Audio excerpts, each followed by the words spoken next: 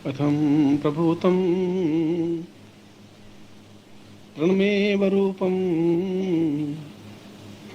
गुरुर्वै सहम्यं सददेव नित्यम् अचिन्त्य रूपं अपरं अदैव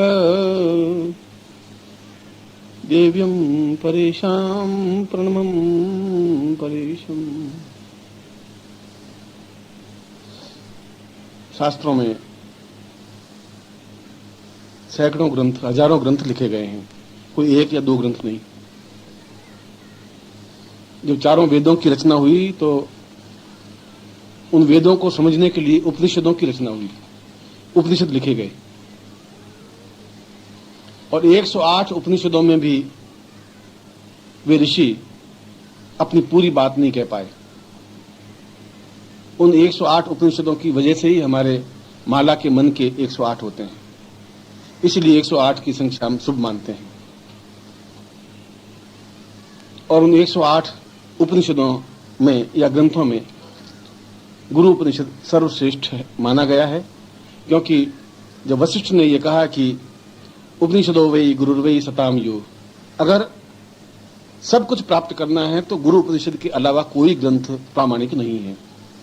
जब विश्वामित्र ने इसी प्रकार की बात कही है, अत्रि ने इसी प्रकार की बात कही है, यहां तक कि शंकराचार्य तक आते आते शंकराचार्य ने कहा कि मैंने अपने जीवन में समस्त ग्रंथों को निचोड़ा है, पिया है, अनुभव किया है और मैं दावे के साथ यह कह सकता हूं कि गुरु उपनिषद से बड़ा कोई ग्रंथ, चाहे ऋग्वेद हो, चाहे यजुर्वेद हो, चाहे सामवेद हो, चाहे अथर्ववेद हो, है ही नहीं।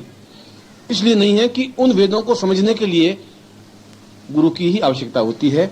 वही समझा सकता है कि वेद क्या है, वही समझा सकता है कि उपनिषद क्या है, वही समझा सकता है कि जीवन क्या है, वही समझा सकता है कि जीवन की पूर्णता क्या है। और मैंने यह श्लोक जिस प्रवचन से पहले बोला है वह गुरु उपनिषद का श्लोक है। और इस श्लोक में बहुत ही उत्तम कोटि की बात कही गई है। उत्तम कोटि की बात इसलिए कि ठीक इसी श्लोक को शंकराचार्य ने भी कहा अपने शंकर भाष्य में, जो उनका सर्वश्रेष्ठ ग्रंथ है और जिसको आज पूरा संसार, उनकी फ्रेंच में अनुवाद हुआ है, उसका इंग्लिश में अनुवाद हुआ है, उसका सभी भाषाओं में अनुवाद हुआ है। कठिन ग्रंथ है, फिर भी इस बात को स्वीकार किया है अंग्रेज विद्वानों ने और अमेरिकन ने और फ्रांस ने और जर्मनी ने भी, जापान ने भी, कि इसमें जो कुछ तथ्य है वो अपने आप में अद्वितीय है। और वे के वे भाव शंकराचार्य ने भी कहा है कि सताम वै परेवम प्रणवम परेशम गुरुर्वै पदे पूर्णमदेव नित्यम अचिंत्य रूपम सहितम सदैव आत्मानुभूति परमम परसम पदैव। और उस श्लोक का अर्थ और इस श्लोक का अर्थ एक ही है। और वो श्लोक लिखा गया आज से 40,000 साल पहले, ये श्लोक लिखा गया आज से 3,000 साल पहले। इसका मतलब 37,000 सालों तक ये विचार हमारे शास्त्रों में मंथन करता रहा कि यही जीवन का सार है, यही जीवन का आधार है, यही जीवन की पूर्णता है। ऐसा इस श्लोक में क्या है? क्यों इस श्लोक को इतनी महत्ता दी गई है? इस श्लोक में यह बताया गया है कि व्यक्ति अपने आप में पूर्ण है ही नहीं। पूर्ण तो प्रभु पैदा करता है। जब एक गर्भ में बालक होता है तब वह पूर्ण होता है। इसलिए पूर्ण होता है कि बहुत अच्छा सुसज्जित, इसके भाष्य की बात कर रहा हूं मैं, श्लोक तो अभी बाद में बोलूंगा, या श्लोक का अर्थ तो बाद में करूंगा। इस श्लोक का भी भाष्य किया गया, श्लोक का भी सरल अर्थ किया गया, उस सरल अर्थ का भी फिर सरल अर्थ किया गया, तब लोगों को कुछ समझ में आया। उसने कहा कि बालक जब गर्भ में होता है तो उसको वैसी ही सुख सुविधा होती है जैसे किसी करोड़पति को अपने ड्राइंग रूम में बैठने पर होती है। ड्राइंग रूम में भी न सर्दी लगती है न गर्मी लगती है, एयर कंडीशन होता है, हीटर लगा होता है, एक सोफा लगा होता है बहुत अच्छा, किसी प्रकार की इसको तकलीफ नहीं होती है और भोजन की चिंता नहीं होती, खाने पीने कमाने की चिंता नहीं होती, सब कुछ सुविधाएं होती हैं। ठीक ऐसी ही सुविधा उस गर्भ के बालक को भी होती है। कोई तकलीफ उसको नहीं होती, न सर्दी न गर्मी न बरसात, न चिंता न परेशानी न तनाव। और उसके बावजूद भी वह उन सब सुखों को लात मार करके जन्म ले लेता है, इसलिए उसको पूर्ण माना गया। इतनी सुख सुविधाओं को लात मार करके और उस कोलाहल भरे विश्व में, क्योंकि जन्म होते ही सैकड़ों बंधन उसके गले में पड़ जाते हैं। जो जिस मोमेंट में पैदा हुआ, जिस मिनट में पैदा हुआ, 7:41 में पैदा हुआ, और 41वें मिनट में ही उसके 200 बंधन पड़ गए। एक ने कहा मैं तुम्हारा चाचा हूं, ये बंधन। दूसरे ने कहा मैं तेरा पिता हूं। तीसरे ने कहा तेरे मैं मां हूं। चौथे ने कहा मैं तेरी दादी हूं। पांचवें ने कहा मैं तेरी नानी हूं। छठे ने कहा मैं तेरा मामा हूं। अब बंधन ही बंधन, अभी तो पूरा 1 सेकंड नहीं हुआ है, इतने बंधन तो उसके गले में पड़ गए। और ज्यों ज्यों जन्म लेता रहता है, बड़ा होता जाता है, त्यों त्यों और बंधन उसके शरीर को जकड़ते रहते हैं। वो कहती है मैं तेरी प्रेमिका हूं, वो कहती है मैं तेरी पत्नी हूं, वो कहती है तू मेरा पिता है। अंतिम क्षण तक उस बंधनों में जकड़ा हुआ और चिता पे जाकर सो जाता है। इसलिए जन्म से पहले वो ब्रह्म है, जन्म से पहले वो निर्विकल्प है, जन्म से पहले इसको किसी प्रकार का कोई मोह नहीं है, मोह नहीं है। इसलिए उस सुख सुविधाओं को, उस आनंद को, इसलिए उस गर्भ के बालक को ब्रह्म कहा गया है, और गर्भ के जन्म लेने के बाद में उसको मनुष्य कहा गया है। इसीलिए उस क्षण जब जन्म लेता है, तो एक क्षण में जब उस वातावरण से इस वातावरण में आता है, उस उन्मुक्त भाव से जब बंधन के भाव में आता है, तो बहुत व्यथित होता है, बहुत दुखी होता है, रोने लग जाता है, चिल्लाने लग जाता है, चीखने लग जाता है। और फिर ठीक वैसी हालत होती है कि फिर वही दास गुलाम सा बन जाता है।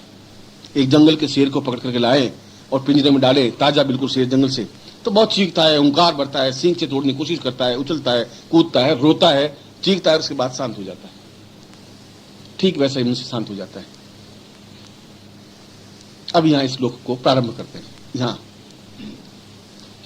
कि फिर इस सारे बंधन को वापस उस स्टेज पे कैसे पहुंचेंगे हम बंधन में ही अगर मर जाएंगे, गुलाम की तरह ही मर जाएंगे, कैदी की तरह ही मर जाएंगे, तो मैं आपको ऐसा उपदेश नहीं देता हूं कि आप सब बंधनों को छोड़ दें। शंकराचार्य कह रहे हैं, मैं ये भी उपदेश नहीं देता हूं कि तुम सब ये छोड़ छाड़ करके और एक भगवान का भजन कर लो, उससे सब कुछ हो जाएगा, यह भी नहीं कह रहा हूं। तो शंकराचार्य कहता है कि सब कुछ अपने आप में कुछ प्राप्त नहीं हो सकता, मगर यदि पूर्णता प्राप्त ही नहीं हुई तो जीवन का मर्म क्या, जीवन का अर्थ क्या, जीवन का सार क्या, जीवन का आनंद क्या? फिर अगर तुम ये सोच रहे हो कि तुम जीवन का आनंद ले रहे हो, तो तुम्हारी मृत प्रश्न है, ये तुम्हारी गलती है। हम कभी अपने आप में एडजस्ट होने की कोशिश करते हैं कि हम बहुत सुखी हैं, मगर सुखी आप इसलिए हैं उस सुख को तुमने देखा नहीं, इसलिए इसको सुख मान रहे हो। तुमने उस आनंद को देखा ही नहीं थी, इस आनंद को तुम कैसे कह सकते हो कि ये अपने आप में पूर्ण आनंद है, पूर्ण सुख है? तुम्हारी जगह, तुम्हारे मकान में जहां तुम अपने आप को बहुत सुखी अनुभव करते हो, वहां पर किसी करोड़पति को रख दें तो वो कहता है कैसे कह दो, 2 कमरों के मकान में कैसे रहेंगे, ये बहुत बहुत गड़बड़ है, यहां नहीं रह सकते, कोई सुविधा नहीं है। वो दुखी महसूस करे, आप सुख महसूस करें, इसलिए कि आपने उस जीवन को नहीं देखा भौतिक दृष्टि से। जिसने जीवन को आनंद अनुभव किया ही नहीं, जिसने जीवन में परमहंस अवस्था को प्राप्त नहीं किया, जिसने अपने जीवन में साधना की नहीं, जिसने अपने जीवन में उस ध्यान में, उस मेडिटेशन में गया ही नहीं, वो कैसे समझेगा कि मेडिटेशन क्या चीज होती है, ध्यान का आनंद क्या है? जब तुमने कोई चीज खाई ही नहीं, तो उस चीज का आनंद भी आप कैसे अनुभव कर सकते हैं, वर्णन कैसे कर सकते हैं? जिसने अपनी मिठाई नहीं खाई तो मिठाई का वर्णन नहीं कर सकता, खाने के बाद कह सकता है कि अच्छा है बुरा है। इस श्लोक के पहले अर्थ में कहा है कि यह सार तत्व, क्योंकि उस बंधन से उस आनंद तक पहुंचने की जो क्रिया है, अगर वो प्राप्त नहीं हुई तो फिर जीवन व्यर्थ है, फिर तो कीड़े मकोड़ों वाला जीवन है जो हर एक जी लेता है। तुम जीवन जी नहीं रहे हो, तुम भोग रहे हो, यह अंतर है। मैं जीवन जी रहा हूं, तुम भोग रहे हो, ये डिफरेंस है। भोगने और जीने में अंतर यह है कि तुम हर हालत में दुखी होते रहते हो। नौकरी में 4 दिन नहीं गए तो घबराहट की गवर्नमेंट, वो क्या करेगा अफसर। पत्नी जोर से बोली तो घबराहट, 2 दिन पत्नी नहीं बोले तो भी घबराहट, तो क्या हो गया इसको? हम पूछे भाई तेरी तकलीफ क्या है, तुम क्यों नहीं बोल रही है, काय की गुस्सा हो गई है? तो तकलीफ, बोले तो तकलीफ, नहीं बोले तो तकलीफ, संतान हो तो तकलीफ, संतान नहीं हो तो तकलीफ, बुढ़े माँ बाप घर में हो तो तकलीफ, नहीं हो तो तकलीफ, पैसा ज्यादा आवे तो तकलीफ कि गवर्नमेंट आ जाएगी, इनकम टैक्स आ जाएगा, चोर आ जाएंगे, डकैत आ जाएंगे, और नहीं हो तो तकलीफ।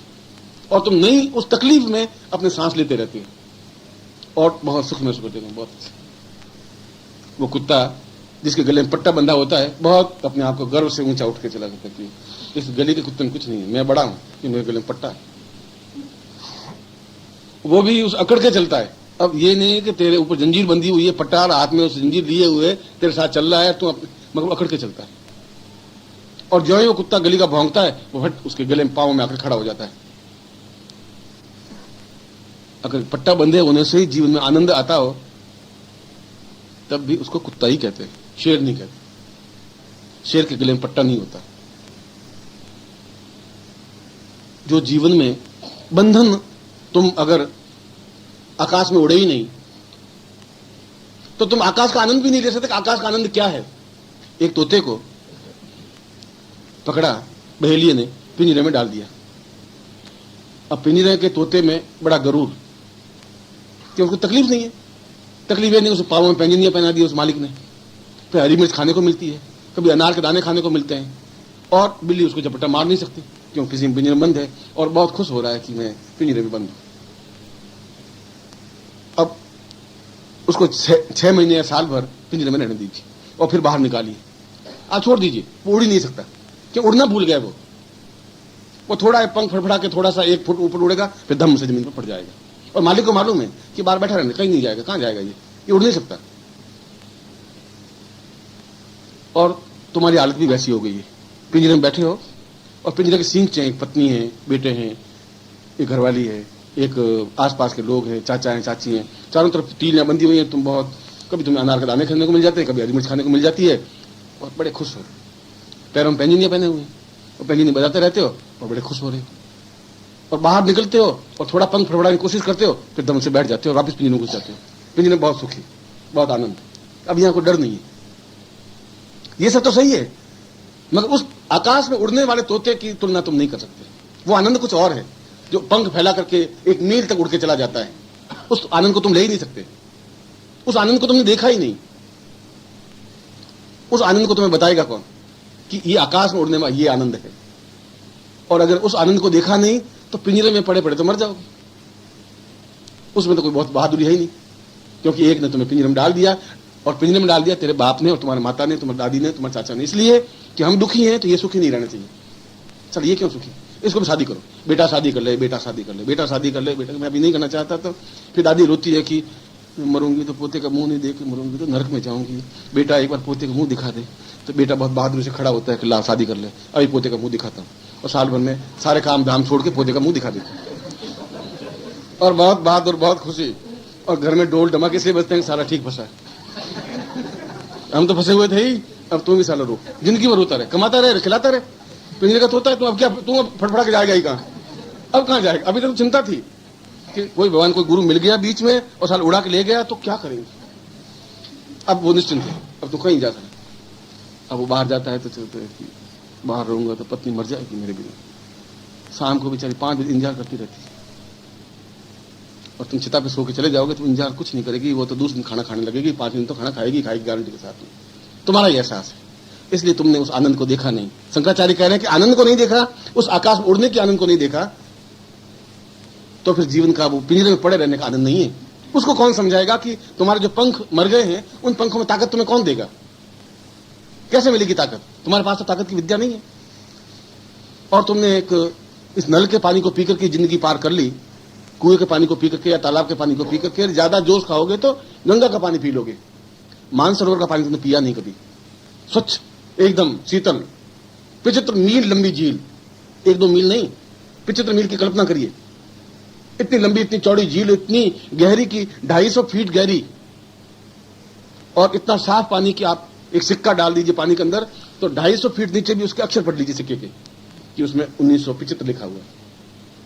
इतना साफ पानी आपने जिंदगी में देखा नहीं, ऐसी झील भी आपने देखी नहीं।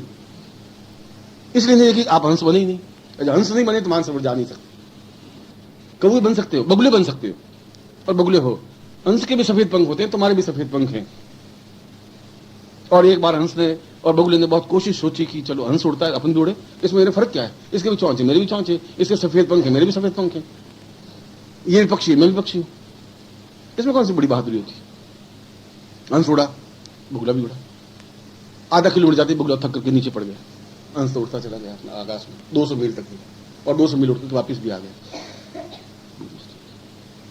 कुछ आनंद नहीं। और हंस ने डुबकी लगाई मानसरोवर में तो 5 किलोमीटर जाकर बाहर निकला। जब तुमने मानसरोवर देखा नहीं तो उस आनंद को नहीं देख पाओगे। ताल तलैया के पानी में वो आनंद नहीं है जो मानसरोवर के पानी में है। जब तुमने देखा ही नहीं तो कौन दिखाएगा तुम्हें वो पानी? और घर वाले तुम्हें दिखाने देंगे नहीं, क्योंकि वो तो हर एक की बात सोचेंगे कि ये जाना नहीं चाहिए कहीं, और इसके लिए 100 प्रकार के नाटक होंगे। पत्नी रोएगी, चीखेगी, चिल्लाएगी, कहाँ जाते हो, उन गुरुओं के पास कुछ नहीं है, तुम घर में क्यों नहीं रहते हो? चाचा कहेगा तुम दिमाग खराब है तुम्हारा, अरे कुछ नहीं है, वो तुम्हें ठग रहे हैं, मूर्ख बना रहे हैं, कमाओ धमाओ, देखो हम जब नहीं गए तो हमारा क्या बिगड़ गया, हम कौन से मर गए, तो तुम भी नहीं मरोगे, तुम कहाँ जा रहे हो? वो सोचता है कि क्या करें, वो बेचारा मन मार के बैठ जाता है। फिर भी जाने की कोशिश करे तो पत्नी भूखे रह जाएगी, मरने लगेगी, बेहोश होने लगेगी, नाटक करेगी, और तुम सोचोगे चलो अभी नहीं, अगली बार जाएंगे, और फिर अगली बार जाएंगे, फिर अगली बार जाएंगे। फिर एक मार्ग में एक बहुत सुंदर स्त्री मिलेगी जिसका नाम मृत्यु है, वो आपको थपकी देकर के सुला देगी। इस जिंदगी फिर गुरु नहीं मिलेंगे भी नहीं, इसलिए नहीं मिलेंगे कि तुम में वो ताकत नहीं है, हिम्मत नहीं है। जब डुबकी लगाने की तुम में ताकत आएगी नहीं तो तुम उस गहराई को देख भी नहीं सकोगे। उस समुद्र के किनारे, उस जो बंबई का समुद्र है या मद्रास का समुद्र, उस किनारे बैठ जाइए तो जो लहर आएगी तो कुछ घोंगे लाएगी, कुछ कंकर पत्थर होंगे, वहां कुछ सीपी होगी, उनसे झोली भर के मर जाके चले जाओगे घर में, मोती नहीं ला सकते। तुमने मोती आनंद लिया ही नहीं। एक चमकदार शुभ्र मोती एकदम से वो तब मिलेगा जब समुद्र में बिल्कुल छलांग लगा दोगे। तुम्हारे पापों में छलांग लगाने की हिम्मत नहीं है, इसलिए नहीं है कि तुम्हारे पंखों को मार दिया गया है, तुम्हारे घर वालों ने खत्म कर दिया है। और कभी मैं उत्तेजित करता भी हूं, अरे तुम चिंता मत करो, क्या हंस बनो, तुम थोड़ा सा जिंदगी में देख तो लो, पहले हंस भी बन, तोते बन के देख लियो, अब हंस बन के देखो, और फिर दोनों में से जो अच्छा लगे वो मानिए। मैं तुम्हें ये कहता हूं, मैं उड़ने की कोशिश करते हो, 2-3 फटफट करते हो, फिर जमीन पर टिक जाते हो। और मैं कहता क्या हुआ कि जी क्या है कि घरवाली बहुत बहुत दुखी थी बेचारी, मैं निकला गुरुजी आपके घर आना तो था, मगर वो बीमार हो गई और रोने लगी, तो खाना नहीं खाया गुरुजी, आप बात मानिए। मैं मान रहा हूँ भैया, एक सींचा और ज्यादा बढ़ाया हुआ है, 218 तीलियां तेरे 19 तीलियां, और क्या होगा? तुम मानसरोवर नहीं जा सकते, तुम आकाश में उड़ भी नहीं सकते, तुम उस आकाश का आनंद नहीं ले सकते, क्योंकि आकाश में उड़ने की क्या क्षमता है, पंखों को फैला करके ऊंचे उठने की क्या क्षमता है, मानसरोवर में डुबकी लगाने का क्या आनंद है, तुम अनुभव नहीं कर सकते। और शंकराचार्य कह रहे हैं कि कौन समझाएगा तुम्हें कि ये आनंद कुछ और है? कौन तुम्हें अपने साथ उड़ाएगा? कौन 300 मील तक तुम्हें उड़ा के ले जाएगा? कौन ले जाएगा तुम्हें? चाचा चाची, माँ बाप, भाई बहन, उनके खुद के पंख मरे हुए, वो तुम्हें कहां से उड़ाएंगे? जो मुर्दे हैं वो तुम्हें कहां से जीवन दान देंगे? जिनमें खुद में क्षमता नहीं हो तो क्या समझाएंगे? और मैं ऐसा नहीं कह रहा हूं तुम पत्नी को छोड़ दो, मैं ऐसा भी नहीं कह रहा हूं तुम चाचा जी को छोड़ दो, मैं ऐसा भी नहीं कह रहा हूं माँ बाप को छोड़ दो। मैं कह रहा हूं कि उसके बीच रह करके भी अपने पंखों को फैला करके आकाश में उड़ने की कला सीखिए, उनके बीच रह करके। और आप पूछेंगे कि गुरुजी ऐसा कैसे हो सकता है? तो मैं उदाहरण अपना खुद का प्रस्तुत करता हूं कि मैं तुम्हारे तरह गृहस्थ हूं, मेरी पत्नी है, पुत्र है, पोते हैं, पोतियां हैं, भाई हैं, बहन है, संबंधी रिश्तेदार हैं, और तुमसे ज्यादा बड़ा कुनबा है, तुम्हारे घर में 10-12 मेंबर हैं, और मेरे घर में 80 लाख शिष्य हैं, इतना बड़ा कुनबा है। उन सब की तकलीफें सुनता हूं, उन सब की परेशानियां सुनता हूं, और भी मुस्कुराता रहता हूं, आकाश में उड़ता भी हूं और डुबकी लगाता भी हूं। अगर मैं इतना सब कुछ रहते हुए उठ सकता हूं तो मैं उदाहरण देकर तुम समझा रहा हूं कि मैं भगवान कपड़ा बगड़ा नहीं हूं, साधु नहीं हूं, सन्यासी नहीं हूं। तुम्हारी तरफ सारी जिम्मेवारियों को झेलते हुए भी मैं उस आनंद को प्राप्त कर सकता हूं। इसलिए चिंता मुझे व्याप्त होती नहीं, तनाव मुझे नहीं होता है, इसलिए मैं रात को सोते ही नींद आ जाती है क्षण में। इसलिए चेहरे पर एक ओज है, एक दुनाई है, एक मस्ती है, और मैं तुम्हारे चेहरों पर भी वैसी चाहता हूं। शंकराचार्य कह रहे हैं कि यह सब कुछ तुम्हें गुरु ही समझा सकता है, तब जब तुम अपने आप को पूरी तरह से गुरु को अपने आप में स्थापित कर दो, गुरु को पूर्ण रूप से अपने आप में समाहित कर दो। और गुरु को पूर्ण रूप से समाहित करने का तात्पर्य क्या है? कैसे स्थापित कर दें, कैसे समाहित कर दें? समाहित कर अपने आप में जज्ब कर देना, अपने आप में मिला देना, पानी से जाने पानी मिलता है या दूध से दूध मिलता है, और तुम्हारे अंदर गुरु समाहित हो सकते हैं। बहुत सरल कला है। और प्रत्यक्ष समाहित होने से कितना फायदा होगा कि जो कुछ ज्ञान तुमने प्राप्त किया ही नहीं वो ज्ञान अपने आप मिल जाएगा, तुम्हें मिलेगा, क्योंकि वो ज्ञान का लेकर के तुम्हारे अंदर समाहित हो गया है। इसलिए एक गरीब घर की लड़की जिसके घर में खाने की रोटियां नहीं, और एक लखपति से शादी कर ले, तो शादी करते ही वो लखपति बन जाती है।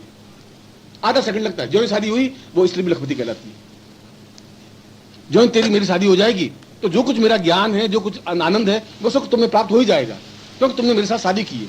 इसलिए कबीर ने कहा है कि हे राम, मैं तो राम की बहुरिया, वो कह मैं राम की बहुरिया हूं, उसकी बहू हूं, क्योंकि जब राम मुझे अंदर व्याप्त हो जाएंगे तो वो सब कुछ मुझे मिल जाएगा जो राम के पास में है। और इसीलिए फिर भी कह रहा है कि गुरु गोविंद दोनों खड़े काके लागू पाए। इतना होने के बावजूद भी बलिहारी गुरु आपने गोविंद दियो बताए। वो गुरु को कह रहा है कि आपकी बलिहारी, आपकी कृपा है, आपकी मेहरबानी है, आपकी वजह से मैं गुरु को देख सका हूं। मगर कबीर फिर भी ये कह रहा है कि कबीरा, ये घर प्रेम का, ये गुरु शिष्य का घर जो है ये प्रेम का घर है। पैसे देने से गुरु का घर नहीं मिल सकता। कबीरा, ये घर प्रेम का, खाला का घर ना आई। खाला माने मौसी, मां की बहन। शीश उतारे भूमि धरे वो पैसे घर मांगे। इस गुरु के घर में, गुरु के हृदय में तो वो पहन सकता है, वो घुस सकता है जो पहले अपना सिर उतार दे, एकदम अपने आप को न्यौछावर कर दे, देखा जाएगा, चैलेंज ले ले। वो इस घर में घुस सकता है। जुआरी घुस सकता है, वो चैलेंज वो लगा देता, दाव पे लगा, अपनी पूरी जिंदगी दाव पे लगा देता है। 5 लाख भी दवा लगता है, वो या तो इस पार डूब जाएगा, इस पार चल जाएगा। शंकराचार्य करके ऐसा समर्पण जब मानस में आएगा, जब सिर को उतार करके, और सिर को उतारने के 2 अर्थ हुए। सिर माने घमंड, बुद्धि, मेरे अंदर बुद्धि है कि, और तुम्हारे पिता के अंदर बुद्धि है कि ये गुरुजी क्या करेंगे, ये तो गुरुजी खुद घर में बैठे, ये मेरे और बेटा बिगड़ जाएगा, मेरे घर से ही जाएगा। उनको चिंता ये नहीं कि कुछ सीख लेगा, उनको चिंता ये कि घर से चला जाएगा, ये गुरुजी घर में बैठा रहेगा, 4 दिन नौकरी नहीं करे, 4 दिन तनख्वाह कट जाएगी। उनको रोना अपने खुद का स्वार्थ का है, तुम्हारे लिए रोना नहीं है। तुम्हारे लिए परेशान होते तो फिर जो तुम मरते, तुम्हारे पीछे वो भी मरते। तुम अगर चिता में जाते तो वो भी 4 आग में कूद कर मर जाते, एक भी मरा नहीं। पिछले 400 इतिहास में तो मुझे मालूम पड़ा नहीं कि कोई स्त्री पीछे डूब के मर गई। रोती है, झींकती है, नहीं रोए तो लोग कहेंगे क्या तुझे दुख नहीं है क्या, क्या गड़बड़, पति मर गया, क्यों नहीं रोती? तो पीछे और चीखती जोर जोर से, अरे तुम चले गए, अब मेरा कौन होगा, मेरे क्या होगा, अरे अब मेरा क्या होगा। अरे 2 दिन खाना खा लेती है, ये खाना गले उतर नहीं रहा है, अब क्या करें, खाना पड़ता है, खा ले भाई, 5 दिन 10 दिन मुश्किल हो। और तुम अहंकार में डूबे हुए थे कि बस मेरे बिना पत्नी का गुजारा कैसे होगा, मेरे बिना बच्चों का क्या होगा। ये अहम को सिर कहते हैं, ये घमंड को सिर कहते हैं कि मेरे बिना क्या होगा। इसको उतारे, पहले शीश उतारे, भूमि धरे, छोड़ दे उसको, वह इस प्रेम के घर में पहुंच सकता है। ये समर्पण का भाव, इसलिए शंकराचार्य ने उस श्लोक में यह कहा है कि अपने आप में पूर्णतः सन्यासी बन जाए, ग्रस्त रहते हुए भी सन्यासी बन जाए, कुछ चिंता नहीं करे। एक साल भर का देख ले, या तो 1 साल में डूब जाएंगे, जिंदगी भर कह देंगे कुछ नहीं, गुरु के घर में, गुरु के पास जाने से कुछ फायदा नहीं है, या तो ये कहेंगे चैलेंज के साथ कहेंगे, या कुछ ऐसा बन के जाएंगे, हंस बन करके चले जाएंगे, बता देंगे कि ये हंस बनने का ये आनंद है। ये सब जो बगुले हैं मेरे घर में, उनकी अपेक्षा मेरे पंख ज्यादा शुभ्र हैं, ज्यादा सफेद हैं, ज्यादा मजबूत हैं, ज्यादा ताकतवान हैं, उड़ने की मुझमें क्षमता है। ये तब हो पाएगा, तुम अपने घर में रहकर के ये सब कुछ प्राप्त नहीं कर सकते, उस घर में पैंट करके कर सकते हो। और पैंटने की क्रिया तब है जब तुम सब कुछ दे दोगे तो अपने आप गुरु को प्रत्यक्ष कर दोगे। तुम कुछ चूकोगे नहीं, तुम कुछ हाथ से छोड़ोगे नहीं, और गुरु को अपने अंदर स्थापित, तुम्हारे अंदर तो स्थापन जगह ही नहीं है। अगर गुरु बेचारा चाहे भी तुम्हारे हृदय में जाने का, तुम्हारे दिल में जाने का, तुम्हारे दिल में तो स्वार्थ और छल और झूठ और कपट और व्यभिचार और बदमाशी और इतना अधिक ठूस ठूस के भरा हुआ है। अब मैं खड़ा भी हूं तो कहां खड़ा हूं, कोई जगह ही नहीं। और फिर उसमें बुद्धि इतनी अधिक हावी है, पहले उसको थोड़ा साफ कर दीजिए, जगह इतनी जगह बनाइए जहां गुरु बैठ सके आकर। और वो तब हो सकता है जब चैलेंज के साथ में आप गुरु के साथ हो जाएंगे। और गुरु के साथ होने का तात्पर्य है कि जो गुरु के लिए अनुकूल हो वो कार्य कर लें। मैं अपने स्वार्थ के लिए मैं नहीं कि मैं गुरु हूं, मैं तो उन शास्त्रों की बात कर रहा हूं, शंकराचार्य की बात कर रहा हूं।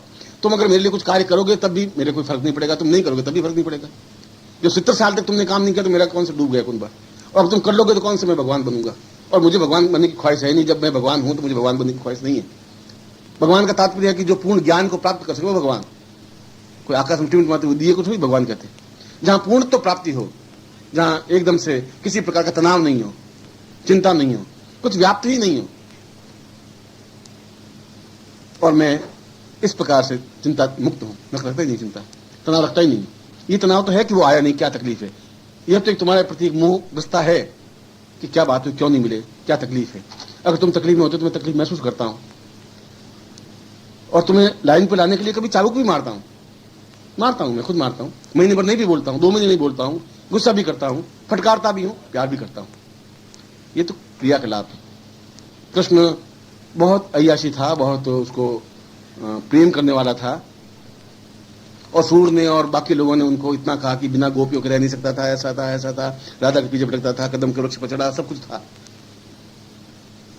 और हमने ऐसा माना कि ये तो बहुत प्रेमी जीव है। या मगर जिस समय वो उद्धव लेने के लिए आए, क्रूड लेने के लिए आए, और रथ पे बैठा, और रथ पे बैठा तो रथ रवाना हुआ तो पीछे मुड़ के देखा ही नहीं गोपियां खड़ी है कि नहीं खड़ी। निर्मुक्त भाव से मिला, तब भी उसी भाव से था, रवाना हो गया 1 सेकंड में, कुछ पीछे पलट के नहीं देखा। और हम अगर पलटे हैं तो पीछे उस पत्नी या प्रेमिका जो भी, अच्छा चिंता मत करना, मैं वापस आऊंगा, तुम क्यों घबराती है, मैं तेरे साथ में हूँ, ये लेटर लिखूंगा, तुम ही मुझे लेटर लिखना, ये मेरा एड्रेस है, और तेरे बिना कैसे रहूंगा। फिर 2 बार फिर पीछे मुड़ के देखते हैं, फिर इधर देखते हैं, फिर मुड़ते हैं, फिर पलट के देखते हैं। उसने मुड़ के नहीं देखा। यह अनासक्त भाव था। और यह अनासक्त भाव जब जीवन में आता है तब मुझे प्रेम भी करना पड़ेगा, पर अनासक्त भाव से। मन में ऐसा कुछ स्वार्थ नहीं है। तुम्हारी आंख गंदी हो सकती है, मेरी आंख गंदी नहीं है, मेरा मस्तिष्क भी गंदा नहीं है, मेरे विचार भी गंदे नहीं है, क्योंकि मैं तुमसे ज्यादा आकाश में उड़ने की क्षमता जानता हूं। उस आकाश को नापा है मैंने, देखा है, और नाप के दिखा सकता हूं। मगर मुझे जमीन पर उतरना पड़ता है तो बुगलों के बीच में खड़ा भी होना पड़ता है, क्योंकि ये मेरी इच्छा है कि इन बुगलों को मैं हंस का रूप दे सकूं, तो मेरे जीवन की सार्थकता है। मैं इनको हंस बना सकूं, उड़ा के दिखा सकूं कि देखो ये आनंद है तुम्हारा, उस डुबकी लगा के बता सकूं। बाकी मुझे गृहस्थ में आने का कोई आनंद था नहीं। मैं सन्यासी रहा हूं, और अपने आप में बहुत अद्वितीय सन्यासी रहा हूं, जहां हिमालय का कण कण इस बात को एहसास करता है कि सन्यासी रूप ऐसा होता है। क्या जरूरत थी मुझे? मगर मैं ग्रस्त नहीं बनता तो ग्रस्त के लोगों को समझा नहीं सकता। सन्यासी ग्रस्त के लोगों को समझाए तो इफेक्ट पड़ता नहीं है। इसलिए तुम्हारे बीच आने के खड़ा होना पड़ेगा, बात करनी पड़ेगी। और तुम अपने आप में इतने न्यून हो कि अपने आप जैसे समझ लेते हो कि क्या है गुरु जी वैसे देखने, ये तुम्हारी भ्रम है, आंख का भ्रम। तुम्हारी आंख में कमजोरी है तो जब बगुले बैठे, मानस में बैठा है, तुम सोचोगे ये भी जरा बगुला है। ये तुम्हारी आंख की कमजोरी है। हंस को चिंता नहीं है, वो मानता मैं तो हंस हूं ही, मुझे क्या है, भले ये मुझे बगला कहे चाहे हंस कहे, उसमें क्या अंतर आ जाएगा। इसे शंकराचार्य श्लोक में कह रहे हैं कि जब 1 साल भर के लिए अपने आप को कुछ क्षणों के लिए, कुछ समय के लिए पूरा अनासक्त भाव से जुड़ जाओगे तो अपने आप तुम्हारे अंदर वो समाहित हो जाएगी। समाहित होंगे ही तो एक्टिविटी से, क्रिया से, चिंतन से। चैलेंज तो लेना ही पड़ेगा। तुम सोचो हम चैलेंज भी नहीं ले रहे, सब कुछ मिल जाए, ऐसा नहीं हो सकता।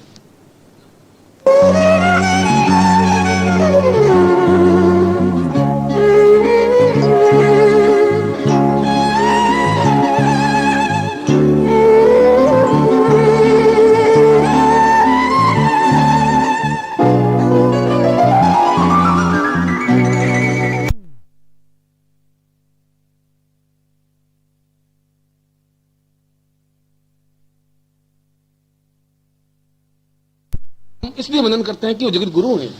कृष्ण के रूप में होने की वजह से हम उसको प्रणाम नहीं करते हैं, कृष्ण को वंदन करते हैं। कृष्ण वंदे। तुम किस प्रकार से उसमें समाहित होकर के उन कार्य को इतना ऊंचा उठा सको कि जहां एक हिमालय पर्वत से सामने खड़े हो जाए तुम्हारे लिए। ये छोटी मोटी पहाड़ी पे क्या चढ़ना है तुम्हें, इसमें तुम्हारा कोई महानता नहीं होगी। तेंजिंग को हम और तुम जानते हैं, हिलेरी को तुम और हम जानते हैं, तो इसलिए कि तेंज उस हिमालय की सबसे ऊंची छोटी एवरेस्ट पर पांव रखा उसने, इसलिए हम उनको जानते हैं, लड़कों को, दोनों को। छोटी पहाड़ी में चढ़ने वाले का नाम न तुम्हें याद है न मुझे याद है। चढ़ना है तो फिर वहां चढ़िए, हिमालय पर चढ़िए, ठेठ गौरी शंकर पर, एवरेस्ट पर। ये प्राप्त करना है तो गुरु को अंदर समाहित करिए। उन ब्रह्मा और विष्णु को और रुद्र को और लक्ष्मी को, उनको अपने अंदर स्थापित करने से क्या मिल जाएगा तुम्हें, क्या हो जाएगा? शंकराचार्य का उनसे कुछ नहीं होगा। जब वो सब कुछ है ही तो अपने आप में समाहित करने की जरूरत है। और समाहित करने का तात्पर्य है कि हम उनसे दीक्षा ले। तीसरे लाइन में कहा है कि बार बार दीक्षा लें, क्योंकि हमारे अंदर इतना अधिक पर्दे पड़े हुए हैं, इतना अधिक छल और झूठ है। हम अहंकार वाली करें कि हमें कुछ चिंता नहीं, हमें कोई लोभ नहीं है बच्चे, और हमें कोई मोह नहीं बच्चे। इस बच्चे कहने से काम चलेगा नहीं तुम्हारा। घर में बैठे बैठे गुरु गुरु गुरु गुरु करने से होगा नहीं। जब तुम एक्टिविटी में उतरोगे ही नहीं और घर में बैठे भी रहोगे, दूध उठने का तो दूध को नीचे भी रखोगे, गुरु जी को याद करो, उससे कुछ नहीं होगा। बिल्कुल क्रियाकलाप में आना पड़ेगा, एक्टिविटी में आना पड़ेगा, उनके कार्य को पकड़ना पड़ेगा, उसमें समाहित, उसका हाथ बनना पड़ेगा, उसका पांव बनना पड़ेगा। या तो उनके गुरु के तुम हाथ बनो, या उसके पांव बनिए, या उसका पेट बनिए, या उसका मस्तिष्क बनिए, या उसकी आंख बनिए, या नाक बनिए, कुछ तो आप बनिए, उस शरीर में समाहित हो जाइए, फिर पूरी तरह समाहित हो सकोगे। और हाथ का मतलब, हाथ बनने का मतलब है कि उनके हाथ में जो कार्य, उस काम को हाथ में बटाइए। उनका पांव जो कर रहा है वो आप काम करिए, तभी कुछ हो पाएगा, तब वो समाहित होने की क्रिया हो पाएगी। और जब एक बार गुरु समाहित हुए तो गुरु का सारा ज्ञान, गुरु का सारा अनुभव, सारा जीवन, जिंदगी, उनकी धड़कन, आकाश मोड़ने की क्षमता और मानसरोवर में डुबकी लगाने की क्षमता, उस आनंद को प्राप्त करने से अपने आप प्राप्त हो जाएगी। उसके लिए तुम्हें इतने उपनिषद उतने न पढ़ सकते हो, न संभव है। अगर मैं 10 लाख मंत्र सुना सकता हूं, एक आदमी के बस की बात नहीं है 10 लाख मंत्र याद करना, 10 लाख, और मैं 10 लाख श्लोक आपको सुना सकता हूं।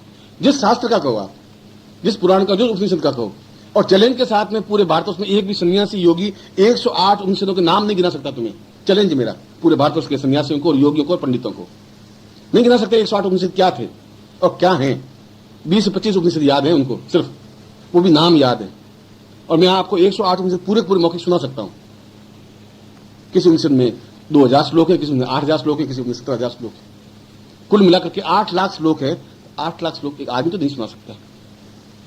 आदमी को उसकी तो बात नहीं। इम्तिहान में बहुत मेहनत करते हैं 6 महीने, तब भी 4 पेज पूरी मौखिक याद नहीं होती। इम्तिहान में बैठते हैं तो वो पैराग्राफ भूल जाते हैं, वो याद आते, नीचे वाला पैराग्राफ भूल जाते हैं। जब ये किताब तो मौखिक नहीं कर सकते तो 2 करोड़ श्लोक कैसे याद करोगे। और अगर किसी को 2 करोड़ श्लोक याद है तो जरूर कुछ विशेषता तो है, कुछ अद्वितीयता है।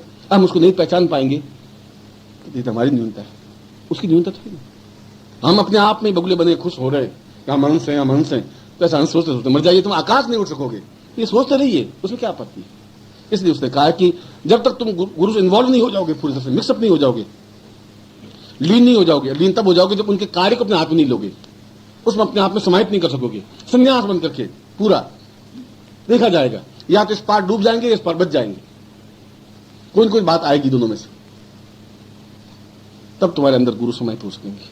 और गुरु समाहित होने के लिए ये डूबने की कला, समाहित होने की कला एक एक दीक्षा के माध्यम से, पहले सामान्य दीक्षा है, फिर दूसरी दीक्षा है, फिर तीसरी दीक्षा है, फिर चौथी, फिर 5वीं, 6वीं, 7वीं, 8वीं।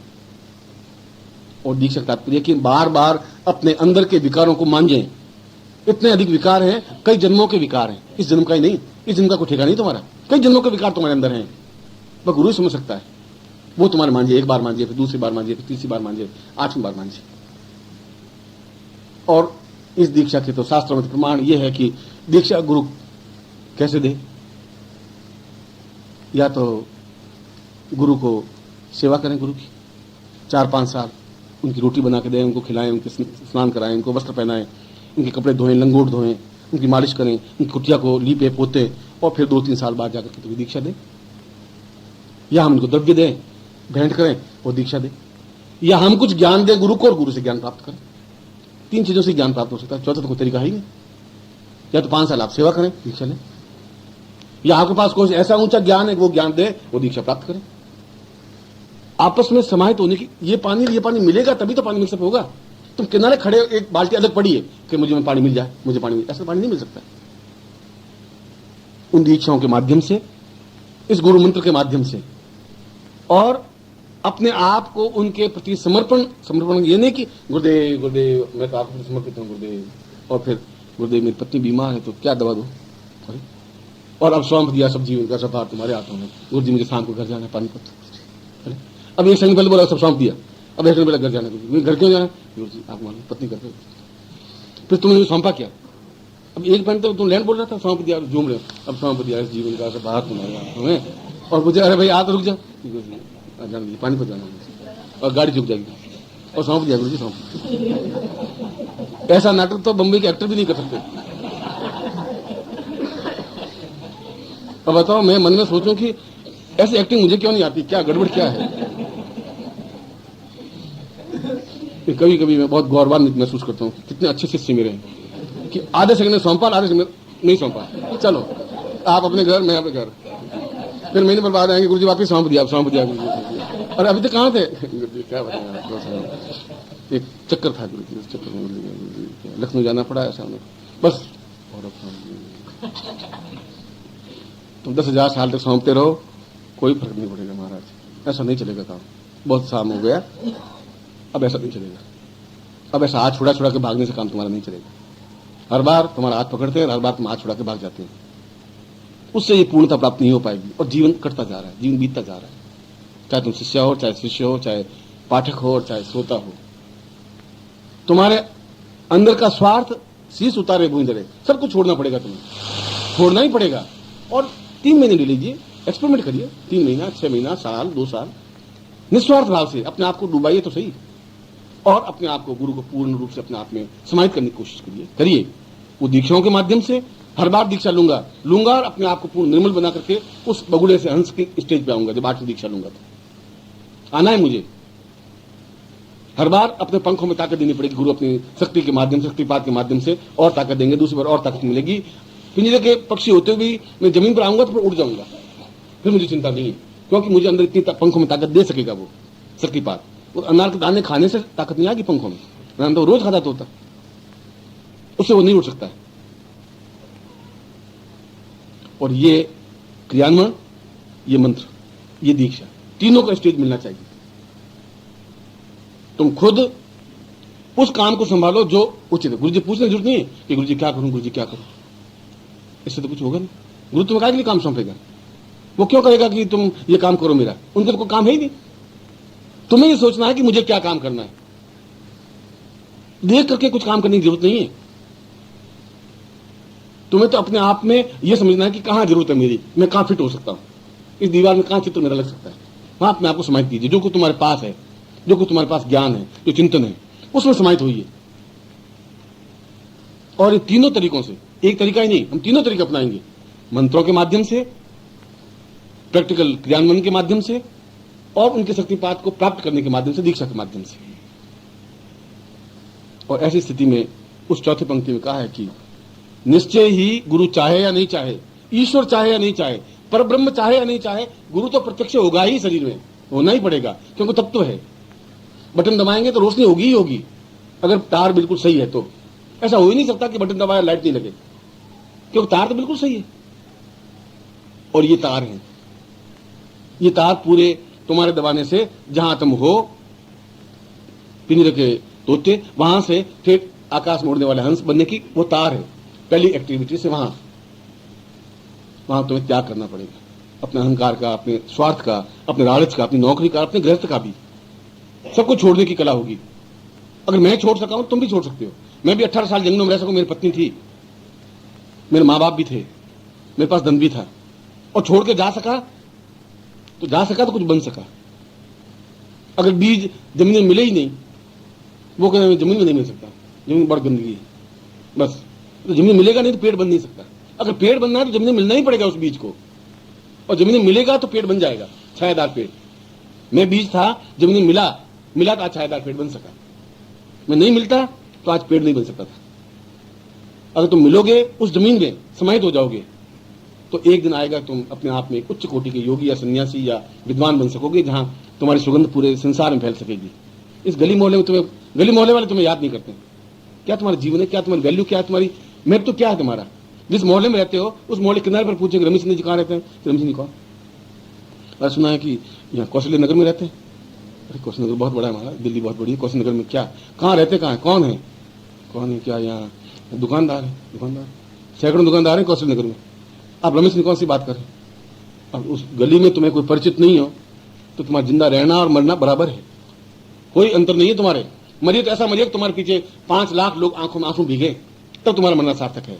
मरे और 25 लाख लोगों की आंखों में आंसू बहे, तब तुम्हारी जिंदगी सार्थक है। एहसास हो लोगों को, और ऐसा तुम बन सकते हैं। तब मृत्यु को भी जीत सकते हैं, जिंदगी को भी जीत सकते हैं। यदि ऐसा नहीं हो सका तो तुम एक कीड़े मकोड़ों की तरह, जैसे पैर से कुचला गया कीड़ी और मर गई, ऐसे ही तुम एक काल एकदम पैर से कुचलेगा तो मर जाओगे। गली वाले एकदम बाहर खड़े अर्थी हो जाते हुए देखेंगे, अच्छा ये रमेश चंद्र है क्या काम करता भैया? ये दुकानदार, ठीक, वापस अंदर आकर खाना खा लेंगे। ये जिंदगी मत जीजिए। अगर तुम ऐसे गुरु मिले हैं और फिर भी ये जिंदगी जी रहे हो, तो तुमसे ज्यादा दुर्भाग्यशाली व्यक्ति हो ही नहीं सकता। तुम्हारे पास समय है।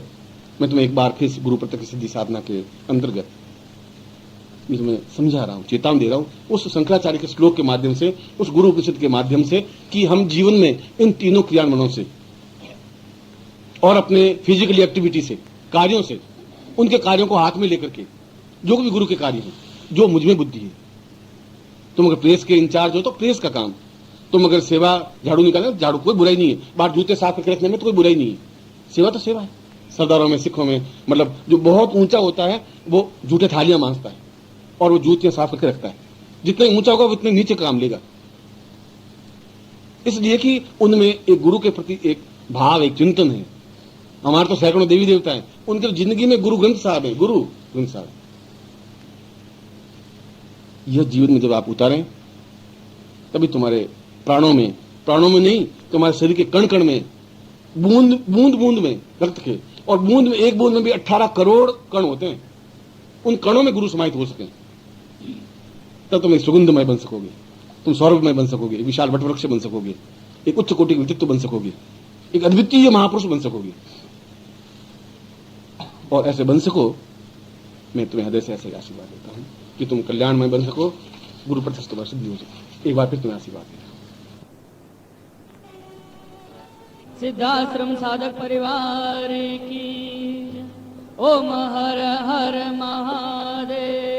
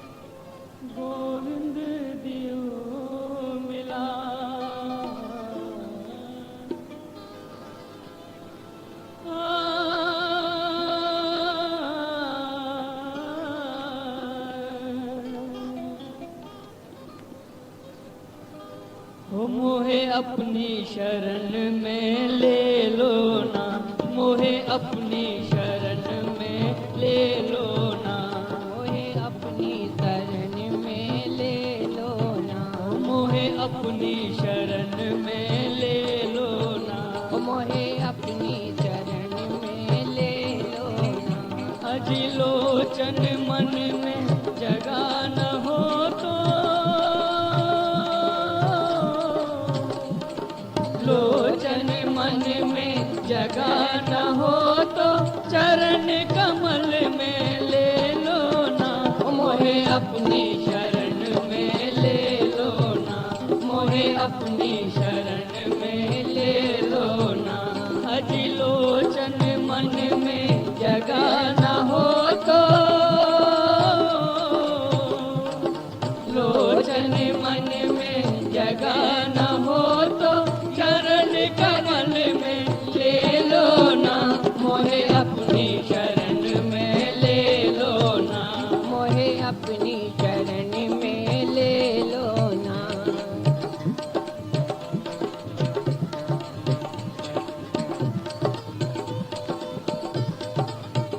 हे गुरुवर, आपने कैसा जाल बिछाया, आपने कैसा जाल बिछाया, आपने कैसा जाल बिछाया, आपने कैसा जाल बिछाया, माया मोह में नाच नचाया, माया मोह में नाच नचाया। इस जीवन में आन मिलो ना, इस जीवन में आन मिलो ना, पद पंकज में ले लो ना, मोहे अपनी शरण में ले लो ना, मोहे अपनी शरण में ले लो ना। हजी लोचन मन में जगा न हो तो, लोचन मन में जगा न हो तो चरण कमल में ले लो ना, मोहे अपनी शरण में ले लो ना, मोहे अपनी शरण में ले लो ना।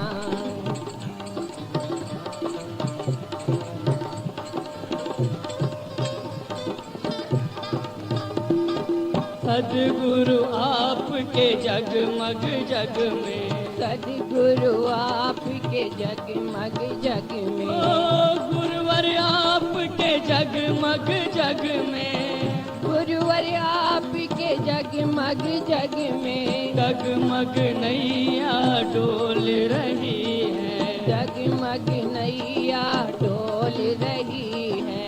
गिरने लगूं तो आके उठा लो,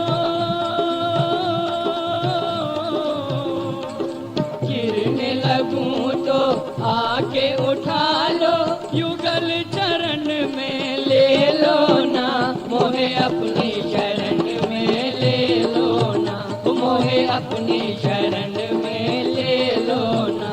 अजिलोचन मन में जगह न हो तो,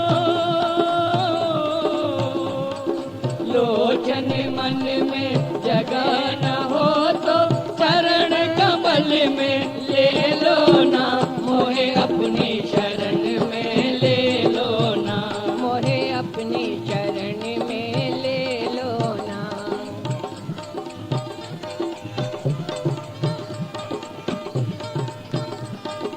दर दर अटकूं दर दर भटकूं, दर दर अटकूं दर दर भटकूं, दर दर अटकूं दर दर भटकूं, दर दर अटकूं दर दर भटकूं, कहाँ कहाँ अपना सर पटकूं, कहाँ कहाँ अपना सर पटकूं, चिंता मेरी तब ही मिटेगी,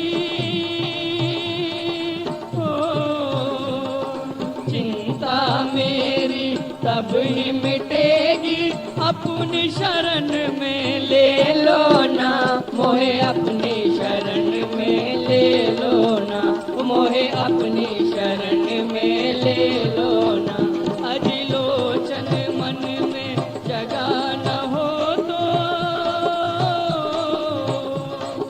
लोचन मन में जगह न हो तो चरण कमल में ले लो ना, मोहे अपनी शरण में ले लो ना, मोहे अपनी शरण में ले लो ना, मोहे अपनी शरण में ले लो ना, मोहे अपनी शरण में ले लो ना।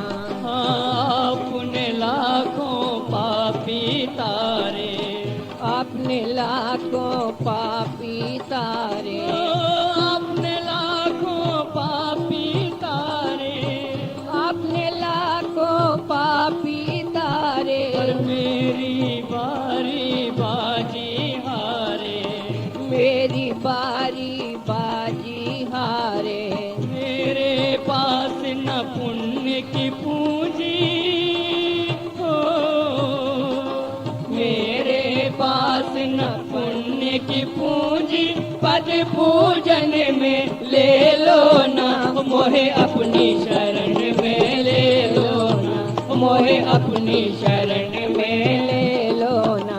अजिलोचन मन में जगह न हो तो,